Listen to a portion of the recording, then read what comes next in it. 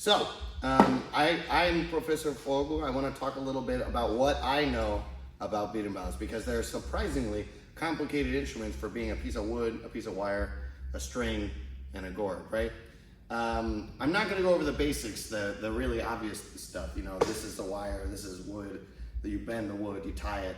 I'll talk about the techniques thing that you can do to A, maintain your Berimbau, and B, provide the best possible sound that I know of. And I don't know everything. You know, there's probably stuff that I don't know. If you hear other things, please let me know because I would love to. I'd love to learn. So, start with the first one, right? The thickness of this wood. These thicker Berimbaus are more like, are more closer to violas. They provide more tension on the wire. So that the stiffer the Berimbau, the more tension on the wire, the higher the pitch, right? So this one's more like a measure. But I'm gonna use this just because this is a gourd we have right now. This is definitely a gunga, but I'm gonna use it right now. This is a measured thickness of wood. The thicker ones are viola and the thinner ones are for gungas because again, the more thick, the more tension, the higher the pitch. And that's kind of how that works. So, let's talk about the arami itself. Now I'm gonna do this. You get that? You got that? Mm-hmm. The way that the arami runs with the Berimbau is very important. And this is really important when you first get a Berimbau because this notch at the bottom has to be straight up to the top.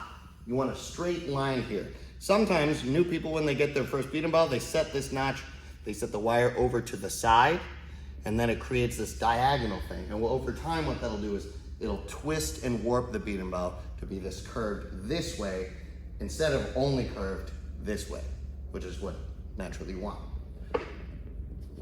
The width of the the length of the wire should be about a palm's width, maybe a little longer, maybe a little shorter, past the head of the Berimbau. About a palm's width. The reason is, the longer this is, the more possibility it has to lose tension and lessen the sound. Okay?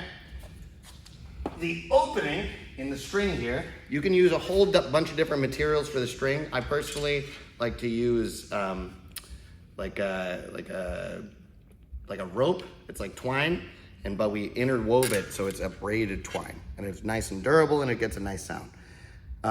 There will be a variance in it. Usually it's about 3 fingers thick, but I have kind of small fingers, so you know, adjust for that as you will. These are all little teeny tiny tips that we're going to use to set up the Berimbau, okay? Now, stringing the Berimbau itself is a whole other video. I have a video that I made specifically for that one as well. But when you string your Berimbau, a lot of people think, a very common mistake is that they think that they need to get as close as they can to that threshold of cracking, right? The more you bend, once you bend the Berimbau too much, it breaks. A lot of people think, I gotta get as close to that as I can without doing it.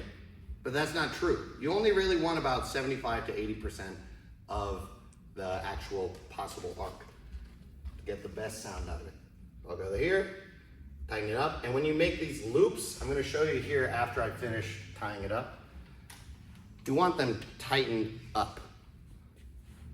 Nice and coiled up near the top.